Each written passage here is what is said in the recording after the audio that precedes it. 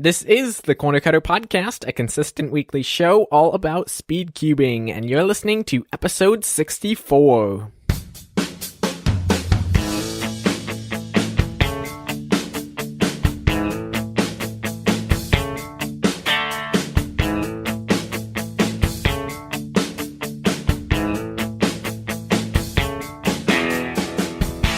Hey, welcome to the Corner Cutter Podcast. Podcasting since 2014 and cubing since 2015. I'm your host, Josh, and this is the most consistent speed cubing podcast dedicated to entertain and educate you with in-depth conversations with cubers from all across the sport. My website is thecornercutterpodcast.com, and thanks so much for joining me today for episode 64. This podcast actually just crossed its 2-year mark. I kind of missed the celebration, but it was on the 31st, and that was 2 years of the podcast. So we're going strong. Thanks so much for being a part of the community. Today we got people from all across the sport for sure. We've got Max from Canada and Matt, who is from the United Arab Emirates. So we're definitely going all across the world in this episode of Cuber Chats, and this is the third episode of Cuber Chats. So excited for that. Max, Matt, and I discuss what competitions are like in different countries and how the cubing communities are different throughout the world. So we have some interesting discussion, and then we also talk about how like sculpted puzzles and like different types of puzzle hardware like that. But that's just a little bit at the end. So I think we have a pretty interesting conversation. Before we get to that, though, I would just like to say Happy New Year to everybody. Hope you guys all made some New Year's goals. Yep, that's right, goals, not resolutions, because people don't usually make their resolutions or don't usually meet their resolutions. So try to make some good goals and write them down. That's super important. The writing down part is the important part. So hope you did that. Hope to have a great year for 2019 with the podcast. I'm excited. So now let's jump right into episode 3 of Cuber Chats. Okay, it's the third Cuber Chats episode. Max, welcome back. Thanks for having me. And Matt, who is from the who is currently in the United Arab Emirates, welcome to the Corner Cutter Podcast. Thank you for having me. So we got a few different topics today, and since both of you guys are from outside the US, I think a great topic, which you guys brought up as well, would be what cubing is like in different countries and different communities and how competitions are run. So Matt, why don't you jump us into that first topic? Yeah, I could definitely start with how competitions are run, well, down here. And the first thing I'm going to mention is actually pre-competitions is because of certain types of laws, mainly the city I live in, it's actually harder to find venues for competitions. I don't know if there's a similar problem in Canada and the US, but definitely over here, finding a venue is probably like 90% of the reason why there are not that many comps. That would be the first thing. Oh, wow. What are some of those laws? Well, definitely in at least in Abu Dhabi, I'll start with them. The Council for Education requires many papers to be sent and many police clearance papers by the organizers to be formed. And over there, everything happens pretty slowly. So it often takes about 1 or 2 months just to get a clearance, and then another month for the council to accept the application. And then the school has to can start organizing with the organizer the competition. So like about 3 months can take for this. Like if you're having the school as a venue, like a cafeteria or something. Yeah, that's for school as a venue, definitely. Another example would be for public venues. Public venues are strict. Well, they're run by the government, so this also requires similar papers. But the thing is, the process is even slower because this country, honestly, unless something would be beneficial to them, it often takes a while to get things done. For example, I've been talking with the venue, and they were like, "Oh yeah, we're gonna respond to you as soon as we're free." That email was sent in October. They still haven't responded to me, and I've reminded them like 3 times. Yeah, so that's that for the pre-organization. Then in comes. Well, actually, before I talk about how it happens in competitions, how is it over there? Because I've never been to a comp in the US, either the US or Canada. So, how is it? How is the pre-competition phase there? Well, at least in Canada, I'm guessing it's similar in the US, just because the laws are very similar. But it's pretty easy to get a venue. The hardest part is just like probably organizing with the actual location. Like currently, I'm looking at a competition I might do this year, and the venue, I've only talked to them once, but like you can easily rent their venue. I think you just like need to fill out some papers, but there's nothing to do with like the actual law. It is a public space, like a rec center. But yeah, there's nothing really that complicated, I don't think. The harder parts is probably actually organizing the comp and not the venue. Yeah, it is.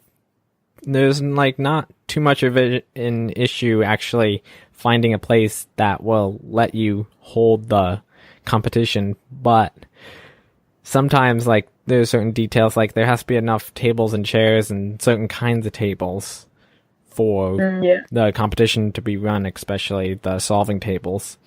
Yeah, so, like you can't have circular tables as your solving area. Mm-hmm. So it's like kind of more detailed stuff or not detailed, but like simpler stuff like that prevents us from using a certain venue. But venues are pretty widely available, recreation centers, schools. So there's not too much of an issue here. Some places are more picky than others, though. Yeah. Also, from another standpoint, I think this is also something that differs from the US and Canada is the delegates. I'll call it the GCC region, but it's basically all the countries in the Gulf. So like Bahrain, UAE, Saudi Arabia. We only have 2 delegates, one in the UAE and one in Bahrain, with the second one only being added near the end of this year.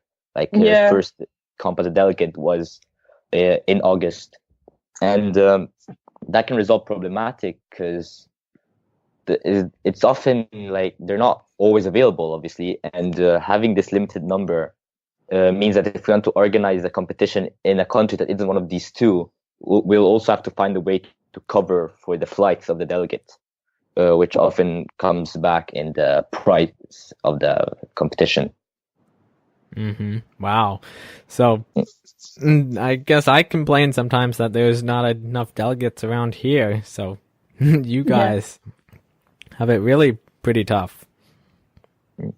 Yeah. Luckily, though, it's starting to develop a bit more. Like, thanks to, I don't know if an Argentine Cuban that was here by a few years, Francisco Amlin, the scene got revived, and now we're starting to try and build a bit more of a bigger structure.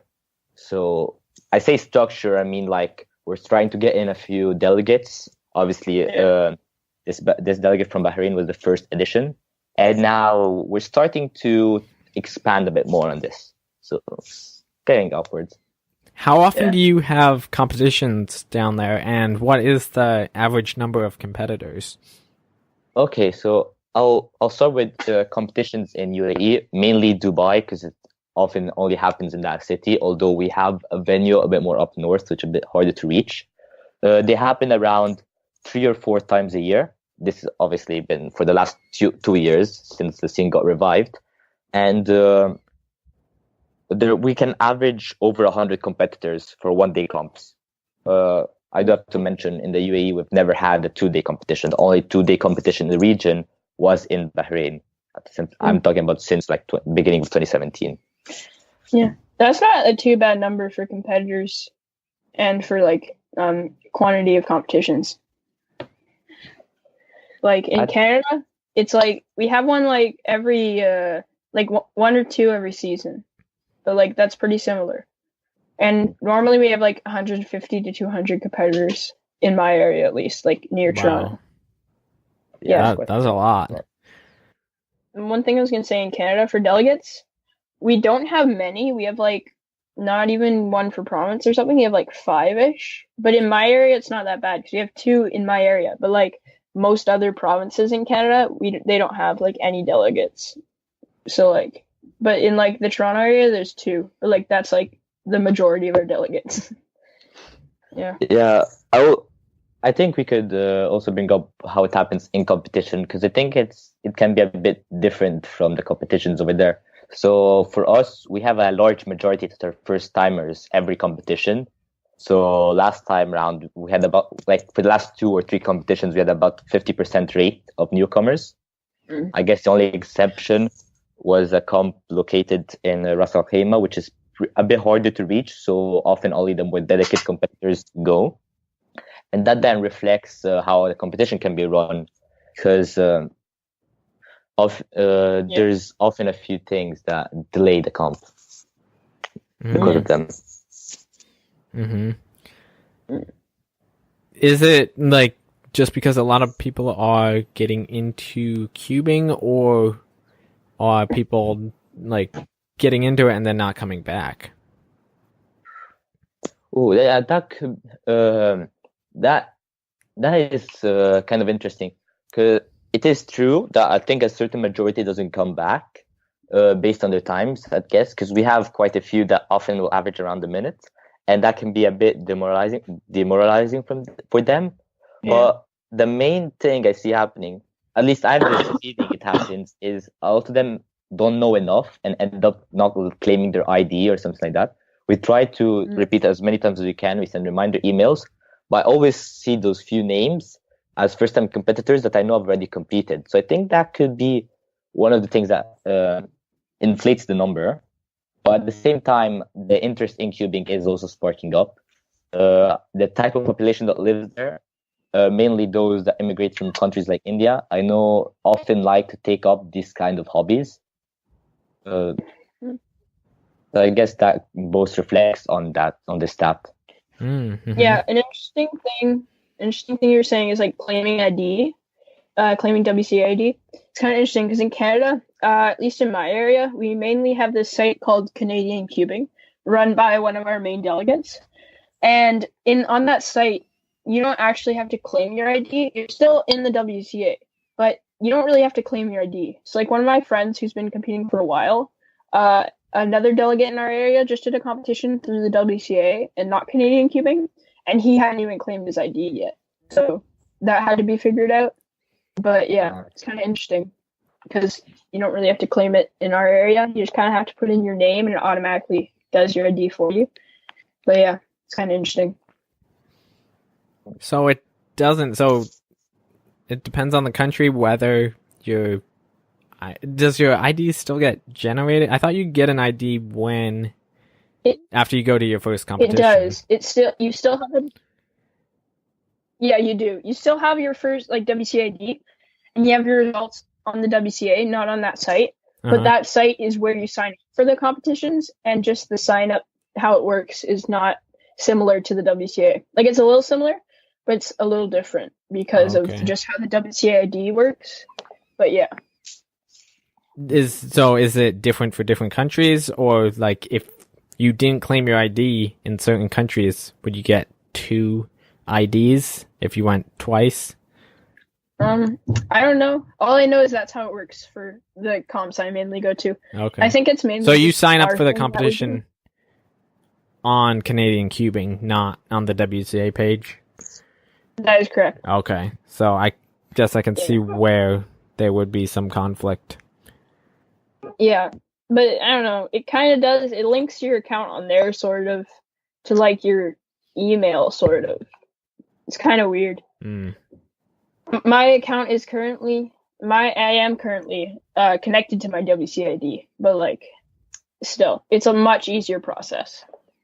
A problem I could bring up, which I think is unique in parentheses to my region. Well, not unique to my region, but definitely I don't think it's present in the US and Canada, is not really a language barrier, but an understanding barrier between the different people. Because obviously we have mixed regions there. Our comp in Dubai, Sunmark Open 2018, broke the record for the most countries represented from a non-championship competition or non-continental competition.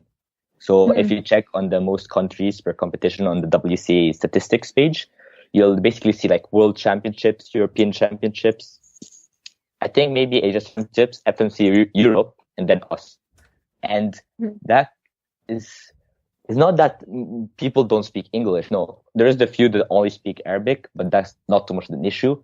The issue is these people that speak English come from very different places, and therefore sometimes can be hard to understand each other. Like a big part of our competitors come, as I said before, from the regions India, Pakistan, those regions, and often it can be harder to understand their English, mainly if they've not been living in the UAE for a long while. And same can be said for the more Arabic-speaking competitors that try to speak English, and that often can create a few troubles in understanding each other when we're explaining something. Oh, okay. So is it more like it's like sometimes accent and sometimes just like they don't know the proper word for it, or they can't understand the certain word because they're just learning English? I'd guess it would be a mixture of both. Like, yeah, you can see sometimes when I talk, obviously it's quite different. Like the way I talk English can be quite different from how other people talk it. Well, it's because the way like English, as like the US and UK are different, also over here is different, and it's mainly due to how different the people talking this language are. I'll put it down. Yeah. Does that run into any issues or anything similar with WCA regulations where they just don't understand how to do something, or there's like miscommunication between the delegate and them? Now, more often than not, like I'd say there may be a few more incidents that happen, but they're never too problematic. So where I put it is, in the end, we have certain competitors that have been competing for longer, that understand them better, because we have these competitors from different regions, and therefore they can explain it to these other new competitors. Okay. So in the end, there's always a way to understand them, but like it takes more time. That's the big issue, I'd say. Yeah. Oh, yeah. I'd say just because, like, I'm guessing your area, just because there's less competitions, lots of people come from different places, versus in my area, the farthest competitors we've like ever had is like just like American people that come down. So American and Canadian people, come up. But like, American and Canadian people, like, there's not much of a difference. It's just like the country. But yeah, I think guessing your area, a lot of people come from different regions and like different cultures. Yeah, exactly. I can put an example. We have people from countries like Kuwait. I don't know if you have an exact idea of where it is, but it's quite a bit more north than the UAE. And a few people from there come. Although we started now having competitions there as well, they're still very rare. Like we've had one in 2017 and one in 2018. It's like once a year.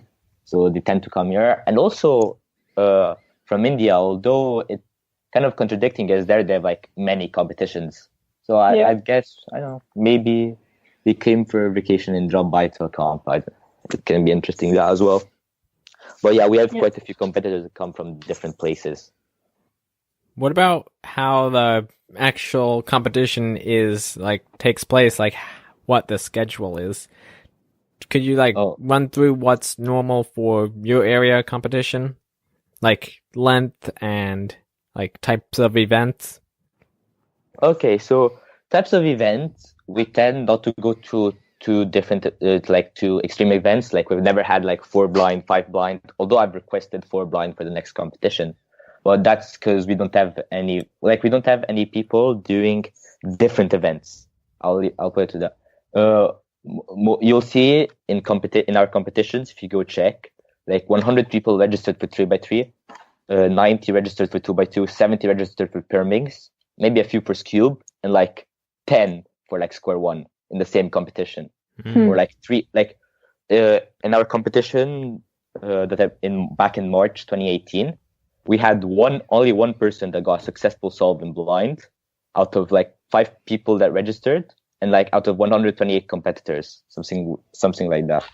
It's it's a very big number of competitors. Yeah, like where I am. Oh, yeah, you can continue. No. I was just gonna end off by saying, like, me and other cubers are trying to change it. Like we're trying to specialize different events, but for now that is a big issue. Okay, so what I was gonna say where I am, you can just tell by our competitions lists we have a lot more advanced cubers. We definitely have a lot less good cubers than like say in the States and stuff, but we have a lot more like people that do different stuff. So like in our next competition, it's like 3x3, 5x5, I think 7x7, blind, and like Scube or something. So like you can just tell we have a lot more people that will do those events, and just delegates that are willing to host a competition with those events. Like also that might be something to do with delegates, like their experiences, like how much they know.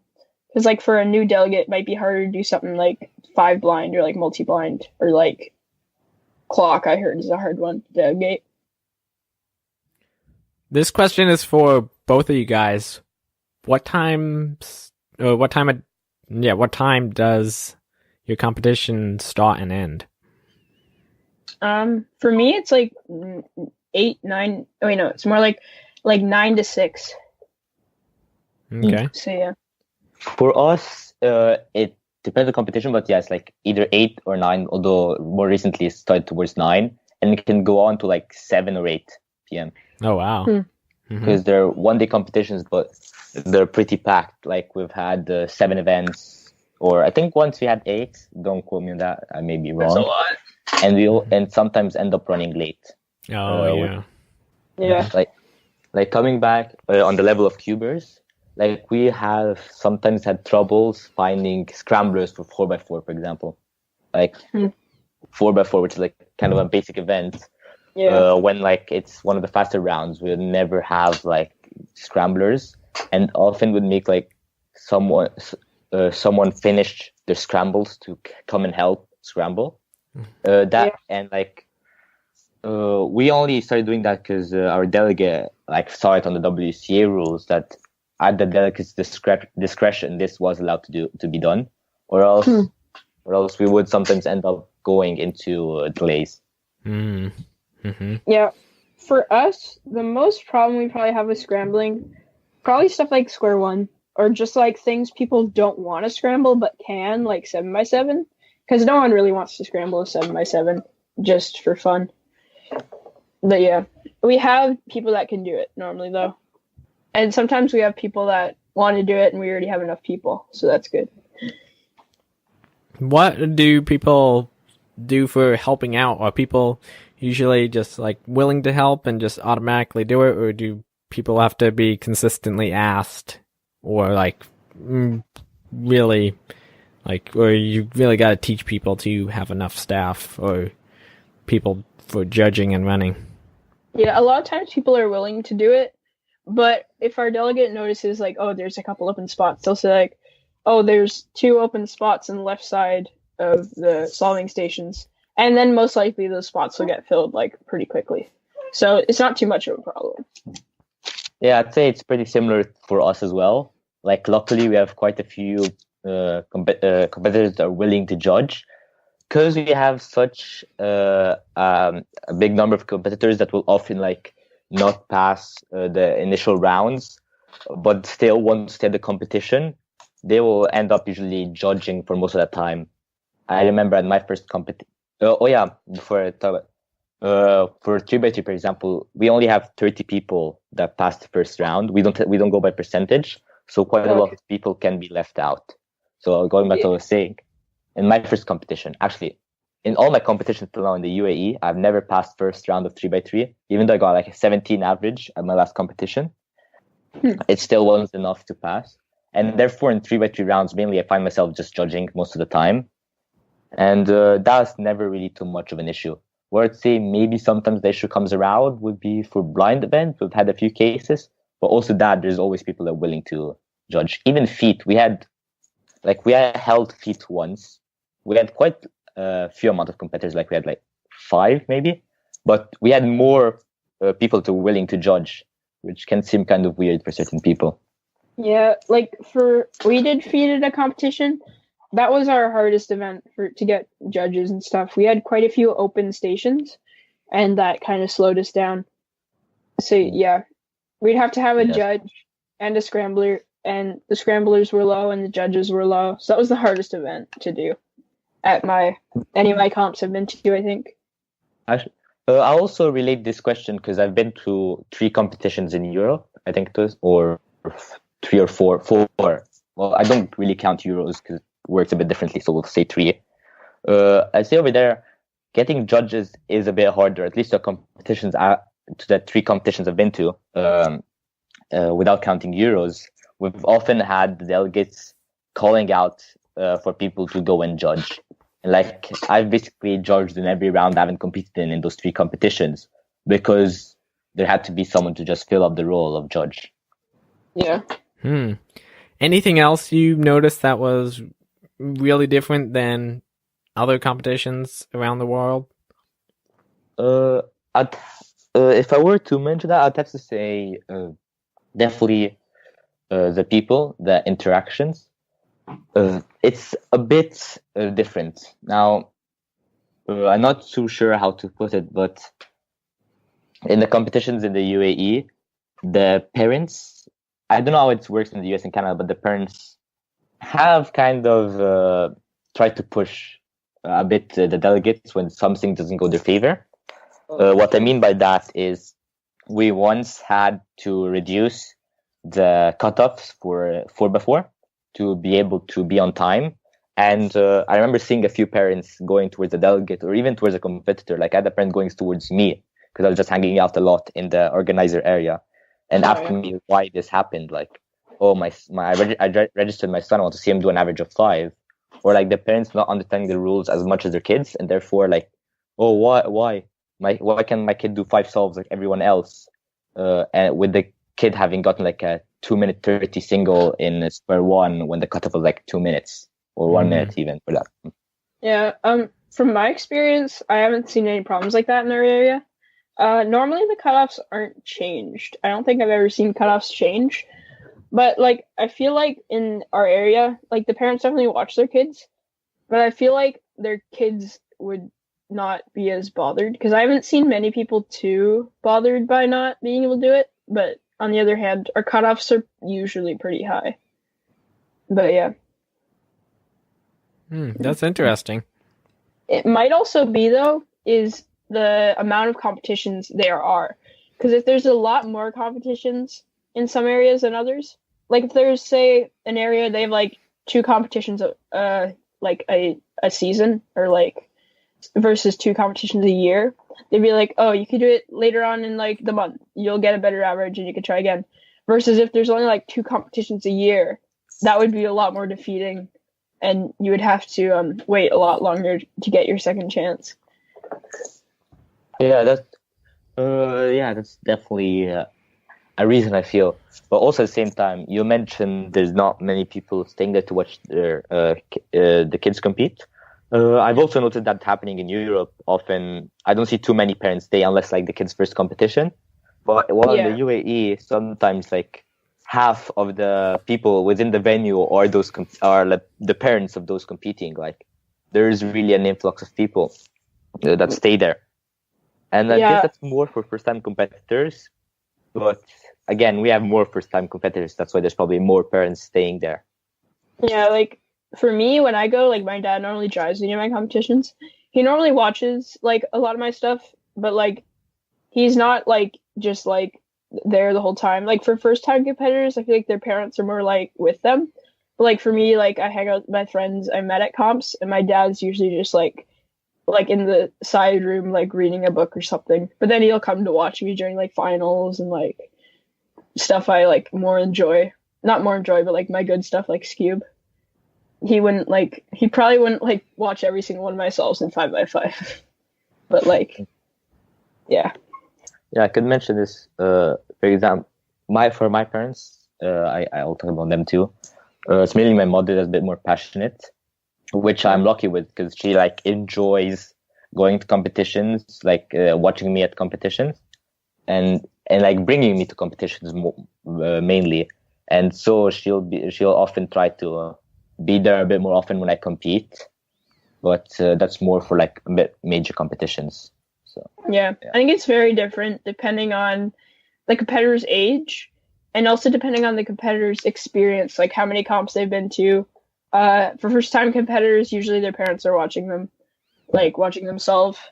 And then like, yeah, like my one friend who's like been to quite a few comps, he like sometimes just takes a bus up and like his mom picks him up after the comp. But yeah. Yeah, I think you're right, Max. Matt, final question, and then we'll move on to the next topic unless you guys have anything else you want to share on this one. How often are national records broken or continental records with so many people with so many people from different countries competing at one competition? Okay, so national records, every competition there's at least a few national records, because those are usually the only competitors from those certain countries. Continental records, though, the only one that's ever happened was the South American 2x2 single, which is quite ironic as it's probably the furthest continent away from where we are. But apart from that, national records, every competition. Like every time we try a different event, we have at least like 4 different national records broken for that event, because there's only a few competitors from those certain countries that are actually like serious in a way. Mm-hmm. And they have so many, so few times to compete throughout the year that they can get much faster in between competitions. Yep, exactly. I can give an example of the UAE national records. The single dropped from like 17 to 12 in the distance of 2 competitions. Now it's been broken again at like 11. And there's only like 2 people fighting it off, mainly. And which event? 3x3. Okay. 3x3. Mm-hmm. That's pretty good. Oh yeah, in our area for national records, it's definitely not unheard of.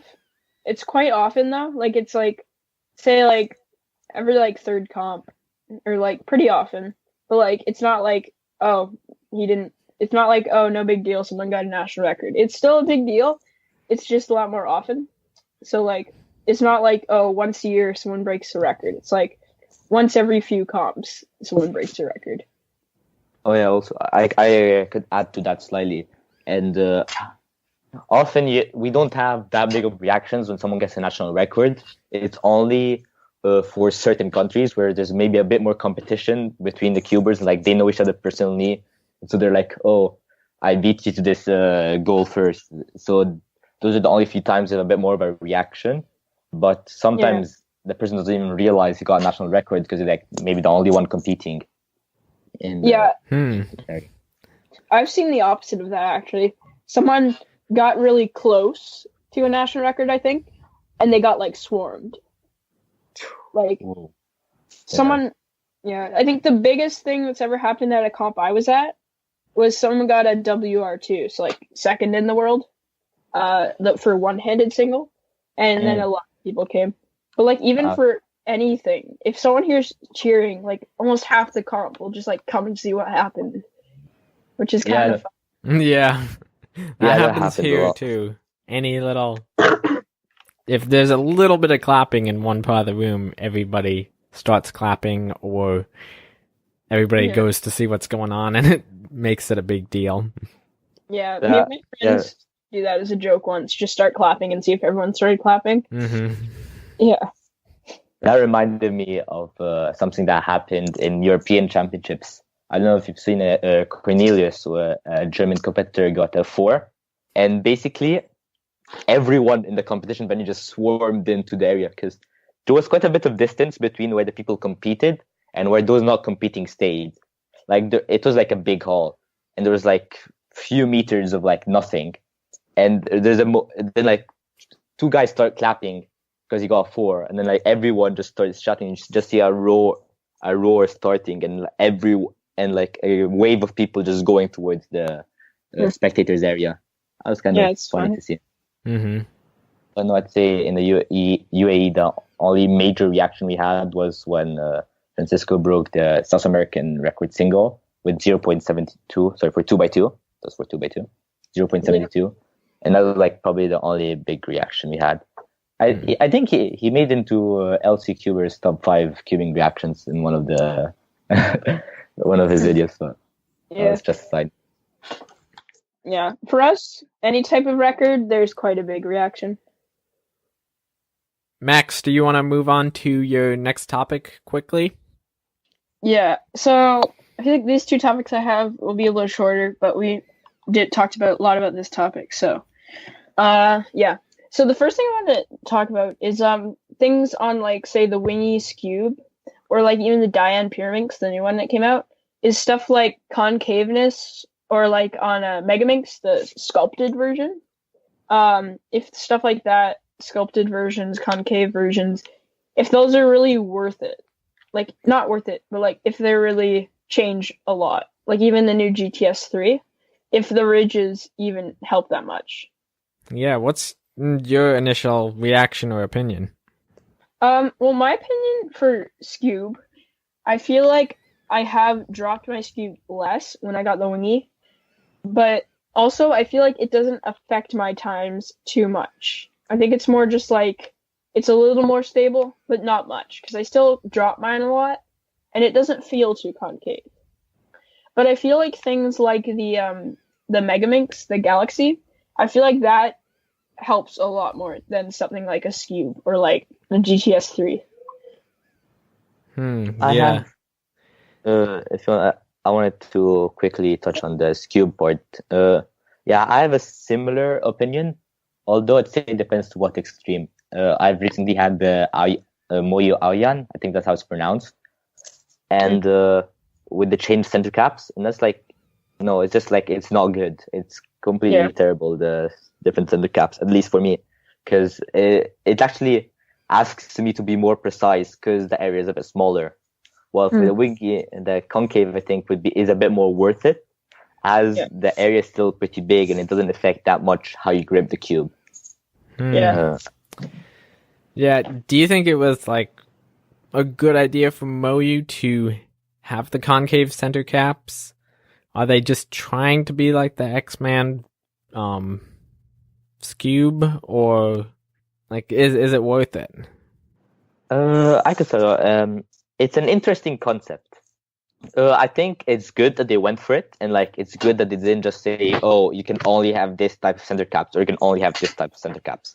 I think it's good that they gave the option to have both, because I definitely met people that like the new types of center caps, and I've also met people that think they're dumb, kind of like me. So I think having this sort of like option is good, although I really don't think they did the center caps well this time around. But keeping the interchangeable center caps, I think, would still be a good idea. And like the fact they added this option is a good idea in my opinion, because it gives you the option to have different feels. Yeah, I guess if someone really liked how the Moyu Scube feels, it just adds a little extra addition, which is good if you absolutely don't like the Wingy. Any other puzzles that... Oh, Max, on the Diane Pyraminx, what exactly about it is concave? I haven't seen it yet. I think it's not that new, but I think one of the Diane Pyraminxes, they have like a little almost like circle that's like dipped in on like not the tip, but like the center almost. Like beneath the tip, they have like a little dip there, just like a circular dip. Okay. Yeah. I don't have it, but I'm not sure if that would be helpful because I know that's where you mainly grip a Pyraminx is like near the center, but I'm not sure if it would be that helpful. I don't know if it's needed, but it could definitely help with grip probably. But I don't know if it's like would affect your times. Because I feel like all these grip things, they probably help you grip it, but it might not help that much. Especially for a puzzle that you barely ever drop, like a 3x3. Except if you're Jaden McNeil.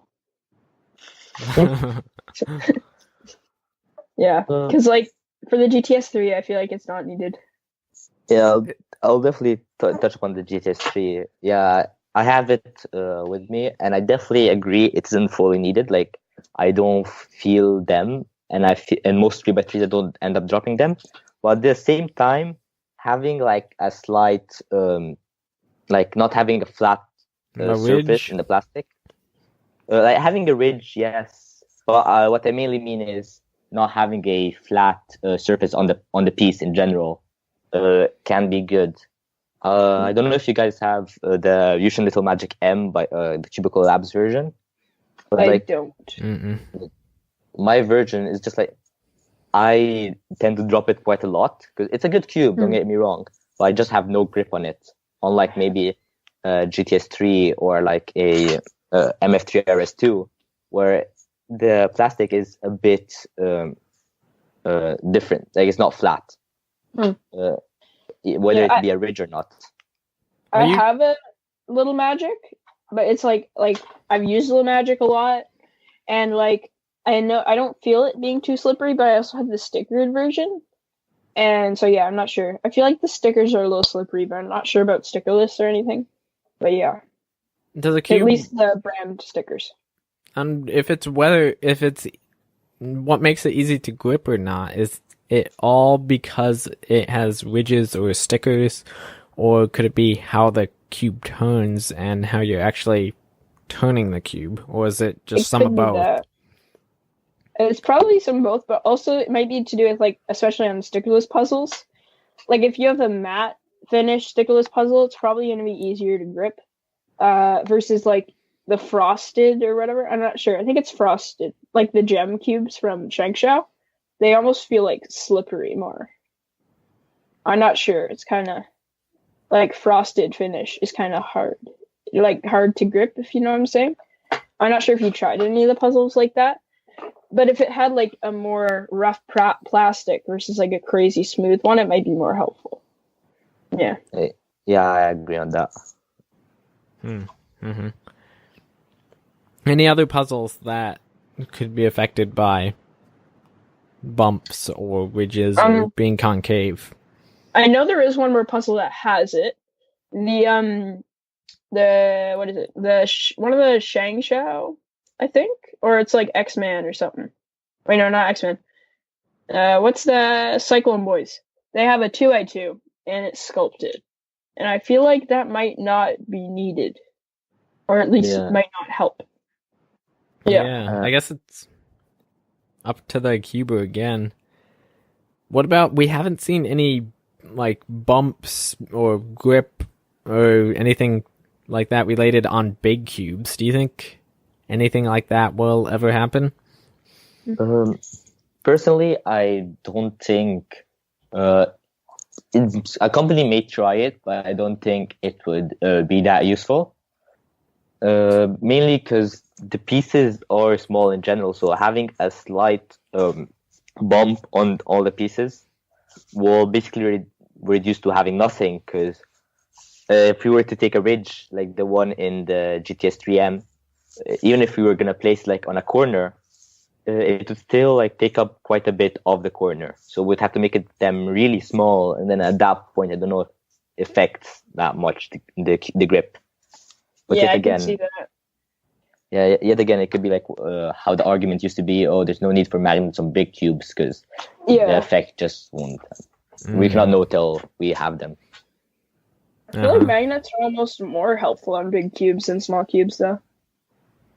Yeah, definitely. I'll just bring up a point. Before magnets were mainstream, people said, oh, okay, they may be useful for 3x3, but they'll never be used on big cubes because they're pointless. Yet now all the main big cubes have magnets. Yeah. Like the Haze 7. That's definitely the biggest one.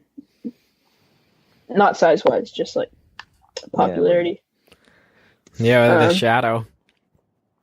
Or the Shadow. Oh yeah, the Shadow. Isn't Shadow a 6x6 though? Yeah, it Yeah, is. it's a 6. Oh, okay. You're saying big cubes. Yeah. Yeah. Okay, yeah. I was just gonna mention quickly on the Shadow because you brought it up. I'd say that's one of the big cubes. I see more of the effect of magnets, as it tends to be a puzzle that just completely not falls apart, but like pops or misplacements tend to happen often. At least for me, maybe someone else a bit less of an accurate turner. So I just wanted to touch upon that quickly. Okay. I think that's a good spot to wrap up. Thank you guys for coming on the podcast. Where can people follow you on the internet or YouTube or anything? Please feel free to give a shout out to anything. Max, thanks for coming on. You're welcome. For YouTube, I'm on YouTube as Red Top Cuber. And I'm also on the speed selling forums as Tiger Maxi, but the logo is Red Top Cuber. I'm not on speed solving too much, but if you send me a message, I'll definitely be able to respond. Yeah, that's basically it. Okay, and Matt, thanks for coming on your first time. I hope you enjoyed it. Yeah, thank you for having me. It was definitely enjoyable. And if I have the opportunity, would like to try it again. But if you want to follow me on YouTube, it's Desert Wolf 1205. It's like Desert Wolf 1205, and that's basically the same thing for all my social medias.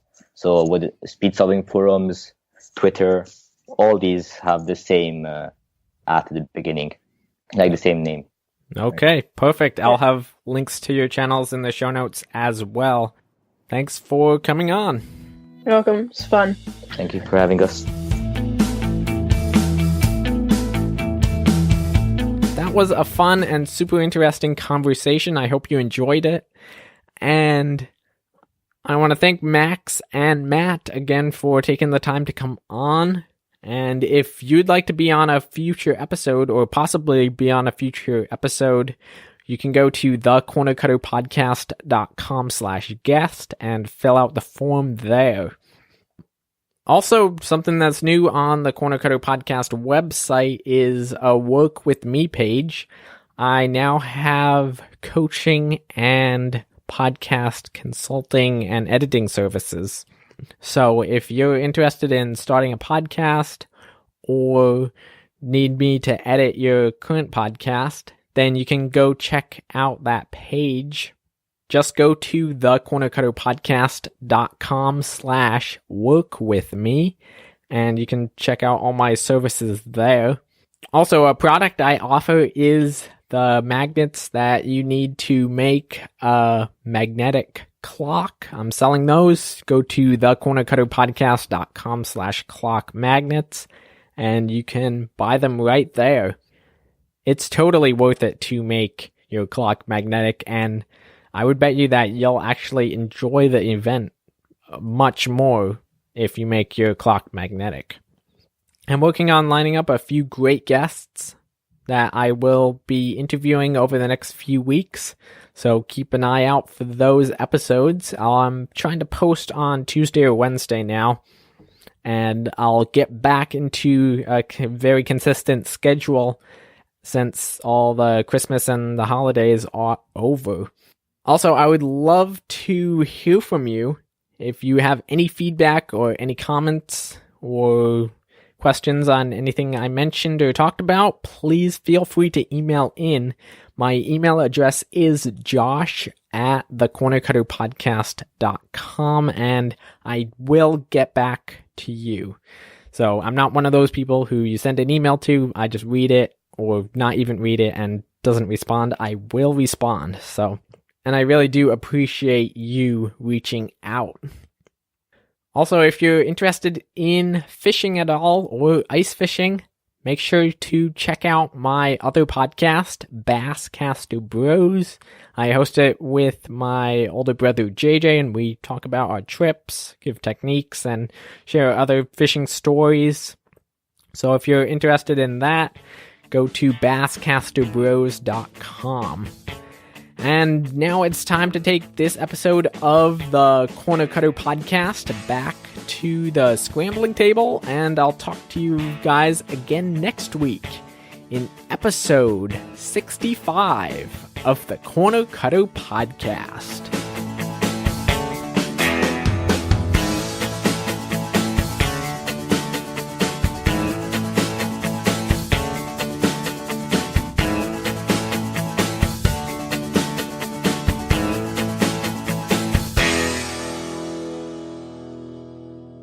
Ian Scheffler, who wrote the book Cracking the Cube, will be on one of the next episodes.